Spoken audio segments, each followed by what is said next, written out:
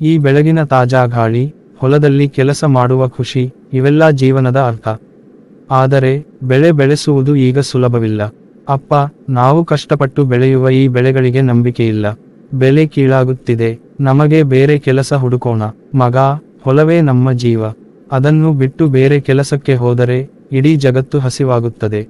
ಈ ವರ್ಷ ಮಳೆ ಕಡಿಮೆ. ನಮ್ಮ ಬೆಳೆ ಹೊಟ್ಟೆಗೆ ಸಿಗುವಂತದ್ದಾಗಲ್ಲ. ಸರಿ, ದೇವರನ್ನು ನಂಬಿ ಪ್ರಯತ್ನ ಮಾಡೋಣ. ನಾವು ನಮ್ಮ ಶ್ರಮವನ್ನೇ ಮಾಡಬೇಕಷ್ಟೆ. ಅಪ್ಪ, ಬೆಲೆ ಇನ್ನೂ ಕಡಿಮೆ. ನಮಗೆ ನಷ್ಟವಾಗಿದೆ. ಮಕ್ಕಳೇ, ಕಷ್ಟಕಾಲ ಎಲ್ಲರ ಜೀವನದಲ್ಲೂ ಬರುವುದು. ನಮ್ಮ ಶ್ರಮ ಹೋದರೂ ಬೆಳೆ ಕೊಟ್ಟ ನೆಲವನ್ನು ನಮಗೆ ಉಳಿಸಬೇಕೆಂಬುದು ನಮ್ಮ ಕರ್ತವ್ಯ.